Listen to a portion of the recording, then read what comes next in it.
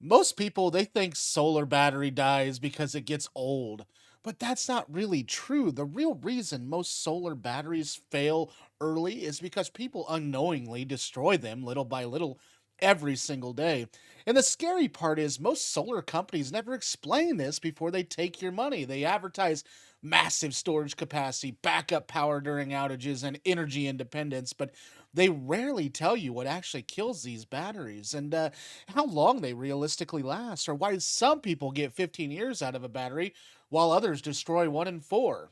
If you're investing thousands into solar storage, this is the information that actually matters. This video is very important. First, you need to understand that battery lifespan is not measured like a normal appliance. Solar batteries are measured in cycles. One cycle means the battery gets charged and discharged once, and every time you use the stored power at night and recharge it during the day, not count towards the battery lifespan.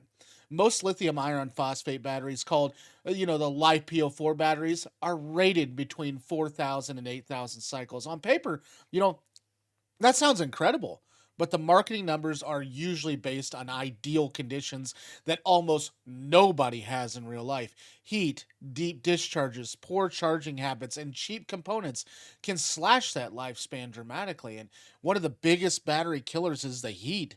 Batteries hate heat more than almost anything else. People spend huge money on solar systems and install the batteries in garages, sheds, or utility rooms that hit 100 degrees during the summer. High temperatures speed up the chemical degradation inside the cells and permanently reduce the capacity over time.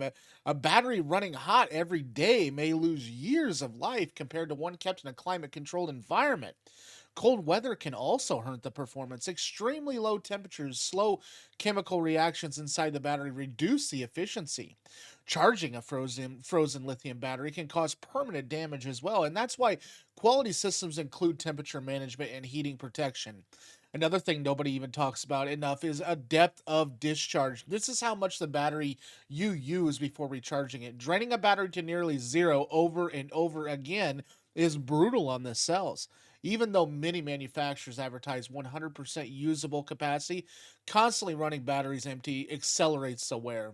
A battery cycled between 20 and 80% charge generally lasts much more longer than one constantly swinging from full to empty. And that means people try to squeeze every ounce of power out of their system may actually shorten the life of the battery that they paid for.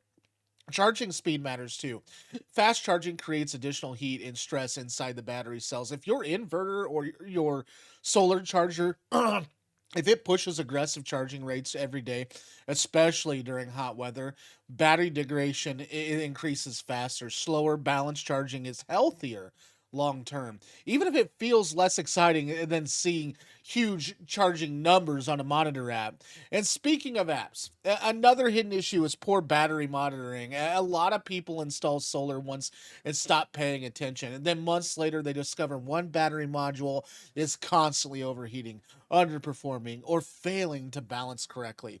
Small problems, they grow into major failures when systems are ignored, and the battery management system, often called the BMS, is one of the most important parts of the modern solar storage. It protects the cells from overcharging, over discharging, overheating, and voltage imbalance. Cheap batteries often use weak battery management systems that cannot properly protect the cells over time. And this is why two batteries with similar advertised specs can have dramatically different lifespans in the real world. Now, one other important aspect too is the build quality matters more than them flashy marketing. Here's another thing people misunderstand. Solar batteries, they slowly lose the storage capacity when they're treated perfectly, okay?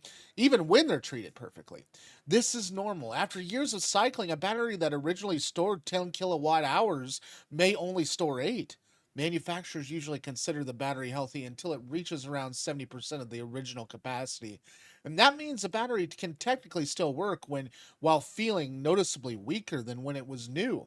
A lot of homeowners think their battery is broken when it actually is experiencing expected degradation. The question is how quickly that degradation actually happens. Cheap cells degrade faster, heat accelerates it, and constant deep discharges accelerate it too. You know, Poor installation accelerates it. One of the smartest things you can do is oversize your battery bank slightly instead of constantly maxing out a smaller setup. And when batteries operate under lighter stress, they usually last significantly longer. Think of it like driving a truck. A truck hauling maximum weight every single day wears out faster than one operating comfortably below its limit. The same principle applies to energy storage. And another major factor is the inverter quality. People obsess over battery brands, but ignore the inverter, even though the inverter controls how power flows in and out of the system. Poor inverters, settings can damage the batteries through improper charging profiles. Voltage mismatches too, or aggressive discharge behaviors. A high quality battery paired with a terrible inverter setup can still age badly. Software updates too, they matter. Many modern systems rely heavily on firmware for charging optimization and battery balancing. Ignoring the updates can sometimes lead to performance issues or compatibility problems over time. And let's talk about the warranties because this is where things get sneaky. Many solar battery warranties sound amazing until you read the fine print. Some warranties they guarantee a certain number of years, but only if the battery stays under a specific number of cycles or retains a number of minimum capacity percentages, and others prorate the value over time, meaning your compensation shrinks dramatically after several years. And some warranties exclude damage caused by environmental conditions, poor installation, or improper usage. In other words, the warranty is not always the safety net people assume it is. You also need to understand that the battery lifespan depends heavily on your actual lifestyle. Someone with modest nightly energy use may barely stress their batteries and get exceptional longevity. Another household running air conditioning, electric heating, and gaming setups, servers, and appliances deep into the night may cycle the system aggressively every single day. Usage habits matter more than people realize. And grid conditions, they matter too. In areas where unstable grids and frequent outages, batteries work harder and cycle more often. Backup systems used constantly during blackouts naturally experience more wear than systems, mainly sitting idle as emergency backup. So, what's the realistic lifespan? A quality lithium ion phosphate battery installed correctly, kept in stable temperatures, and managed intelligently can realistically last 10 to 15 years before major capacity loss becomes noticeable. Now, some may even go longer, but poorly treated systems can lose significant performance much easier. The truth is, solar batteries are not magical forever boxes. They are chemical storage devices that slowly age from the moment they are manufactured. But if you understand what actually damaged them, you can dramatically extend their useful life and protect your investment. Keep temperatures controlled, avoid the constant deep discharges, use quality equipment, and monitor the system regularly, and resist the temptation to cheap out on critical components. Because the real secret nobody tells you is this: most solar batteries do not die suddenly. They get slowly murdered by bad habits, poor installations, and unrealistic expectations. And today, if you found value to this video, subscribe. That's all I ask. Subscribe if you would.